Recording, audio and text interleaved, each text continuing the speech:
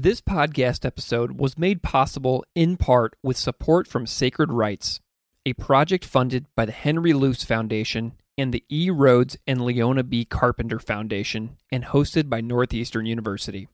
Sacred Rights is a project that supports public scholarship on religion and provides resources and networks for scholars of religion committed to translating the significance of their research to a broader audience. I recommend you learn more about Sacred Rights on their website at sacred-rights.org or find Sacred Rights on Twitter at sacred_rights.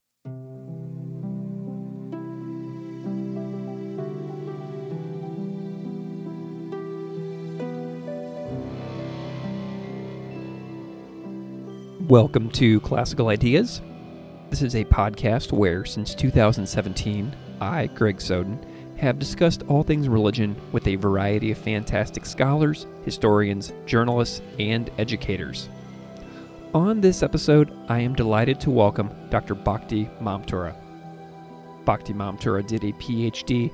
in religion at the University of Florida and is assistant professor of South Asian religions in the Department of Religious Studies and Classics at the University of Arizona. Broadly, her research interests include print culture, book history, migration, and transnational religion. Her current book project employs archival, textual, and ethnographic methods to examine the genesis and reception of the Swāmīnī Vāto in the Swaminarayan Sampraday during the 19th and 20th centuries. She has published journal articles in Fieldwork in Religion and Postscripts, the Journal of Sacred Texts, Cultural Histories, and Contemporary Contexts, and entries in Hinduism in 5 Minutes and Brill's Encyclopedia of Hinduism. We discuss all of these topics and more.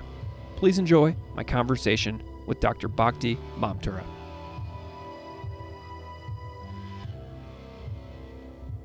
Dr. Bhakti Mamtora, welcome to Classical Ideas. Thank you so much, Greg. I'm thrilled to be here with you today. I am delighted that you are here as well. I'm wondering if you can just spend a moment and introduce yourself a little bit to the listeners out there so they know just a little bit about who you are and what you do. Yes. Hi, everyone. I'm Bhakti Mamtora. I'm a historian of religion, and I study South Asian religions. I live currently with my partner in Tucson, Arizona. Wonderful. I'm curious about I was looking a little bit about your bio on the Sacred Rights website recently, and you have kind of a fascinating area of interest. I saw that you are interested in book history, migration, community formation, digital religion. I'm curious a little bit about the backstory and your academic path to where you kind of like landed on your areas of interest. Can you just tell me a little bit about some of the major turning points in your academic journey along your life?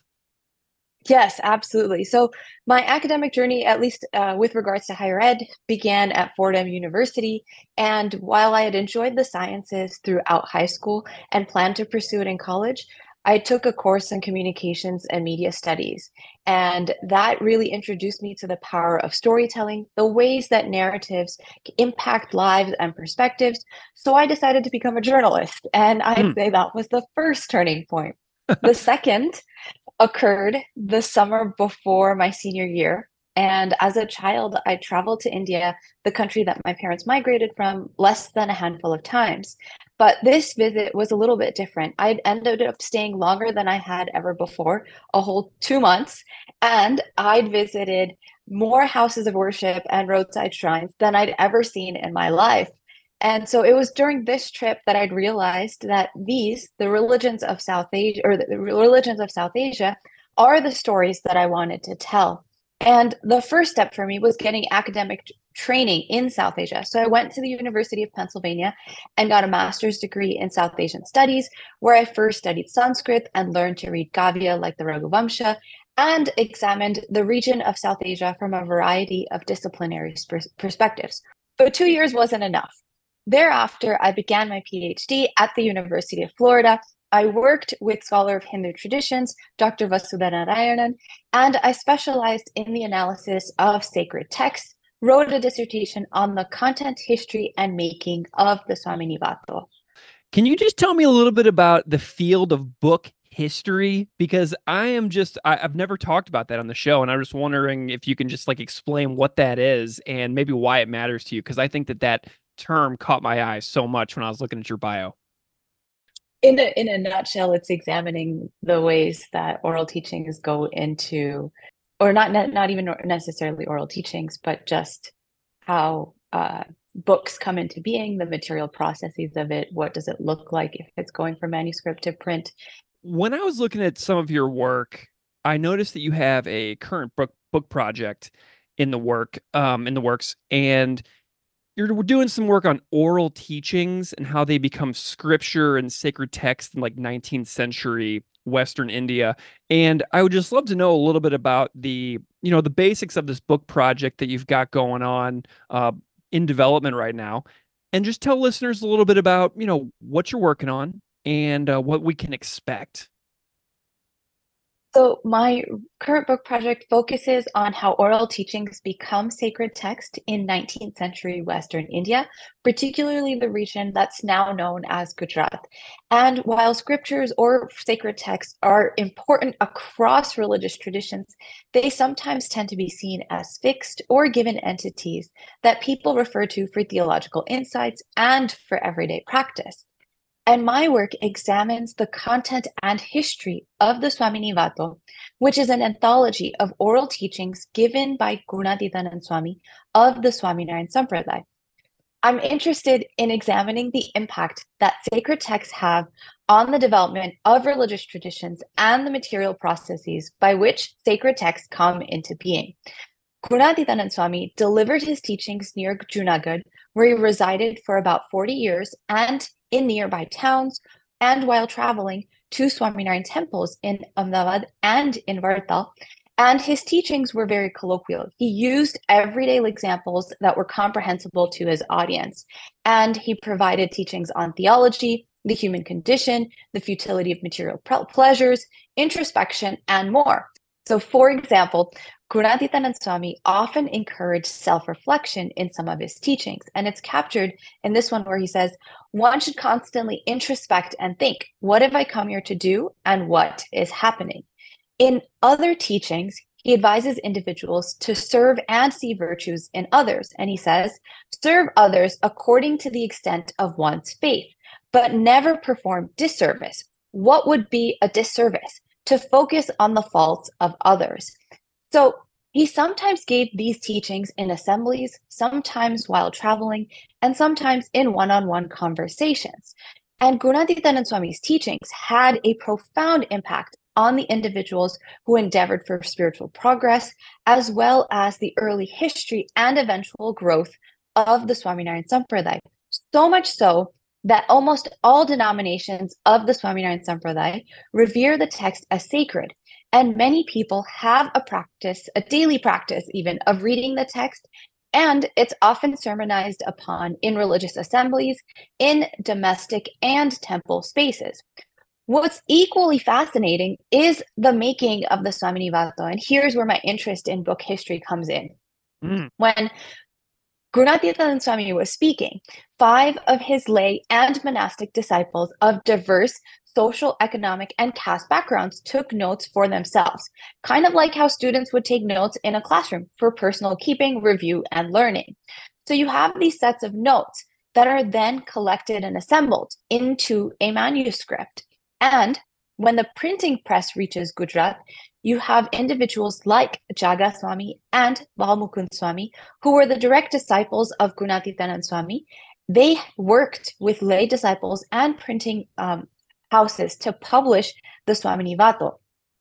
While early print publications looked like manuscripts, over time, some paratextual information was added to those publications. And this paratextual information included things like a table of contents, brief biographies, and footnotes, which overall shaped how individuals read, interacted with, and worked through a text. 100 some odd years on, the next major transition that occurs is from print to digital.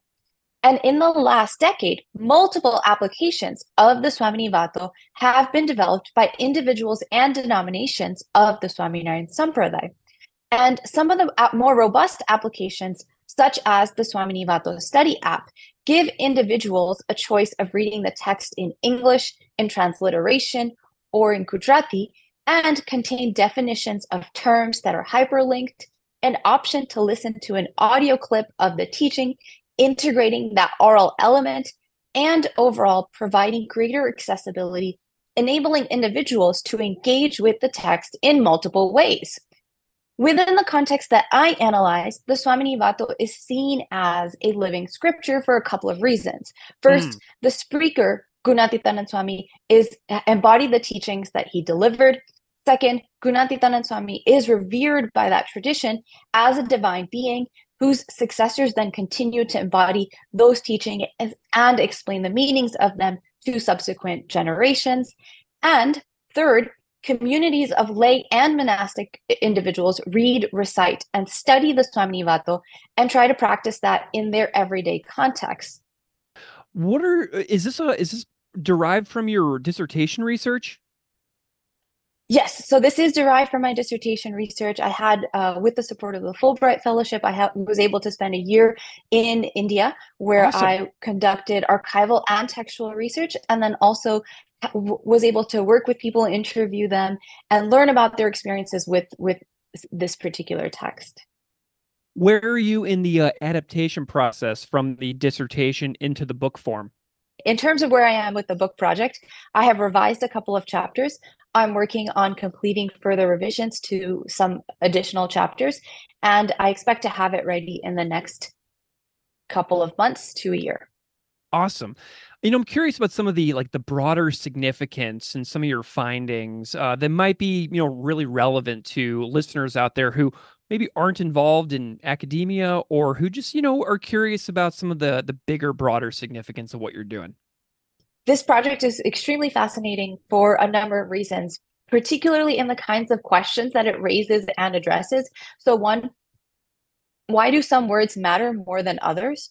How do speech acts endure? What makes a scripture sacred? And how sacred texts continue to shape individual and religious traditions are sort of the bigger framing questions of this project.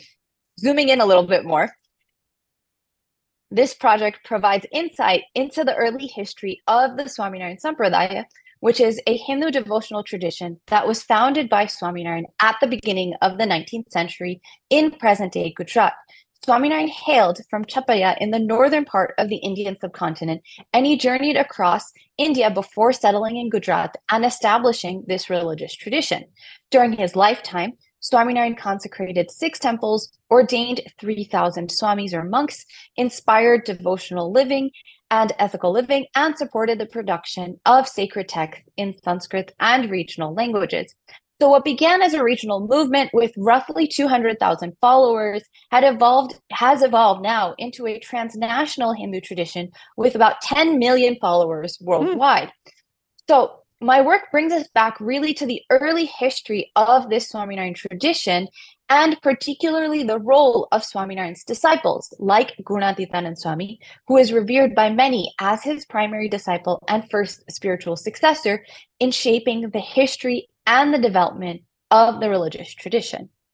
Well, I'm very excited to see a little bit more about when this book comes out. So if you ever want to come when the book is out and you want to promote it more, come back on the podcast and we can chat about, some of the different chapters and some of the nuances after I get to read it for myself. That's very exciting because I've never talked about, this particular area on the podcast before. So I always love it when I get to highlight something that's never appeared in the hundreds of conversations that I've had here. So something I want to chat about now is public scholarship, right? The thing that brought you and I here together is your involvement with the Sacred Rites program. And, I'm wondering if you can just talk to me a little bit about why it matters to you for scholars to kind of get their work a little bit out there into the public sphere and, commit to being involved in the conversations around the world. Why does that matter to you? This brings me back sort of full circle to my introduction to storytelling in undergrad. As individuals, we weave stories of ourselves, stories of our friends and family, and stories of those who might be different from us. Sometimes those stories reflect realities, and sometimes those stories might be misinformed. So, part of the reason why I've really appreciated being able to participate in sacred rites is having learning the tools and having the connections to expand access to knowledge and also expand access to multiple diverse perspectives that can enhance our appreciation and understanding of the self and of others. Mm. How do you feel that the trainings were most helpful in boosting your skills for engaging in public scholarship? So the trainings that Liz Bucar and Brooke Walensky-Lanford have organized have been phenomenal. It's been great to have an opportunity for us to meet together in person in January and then subsequently have meetings every single month where we would be able to meet with editors, pitch ideas, and also learn the specifics about that particular media outlet. So alongside those specifics, one of the things that I've also really appreciated is gaining the practical tips on pitching to editors, facilitating the connections that they facilitated with media outlets, and also helping me think about how I can create hooks that pique their readers' attention. Mm. Wonderful. Something that I always love hearing the answers about from the different cohort members is that of like the risks and the rewards and the responsibilities of being a public scholar. What are your reflections with regards to how that influences your own work and the ways that you approach the stuff that you do? There are many risks and rewards that come with public scholarship. Of course, there is the risk of non-traditional scholarship, the risks that might come with the scrutiny or the risks of scrutiny that might come with sharing one's work with a broader audience. But if the rewards include co-creating knowledge with editors, readers, and communities that we study, and connecting with a diverse and broad readership, which outweigh many of the risks that do come with public scholarship.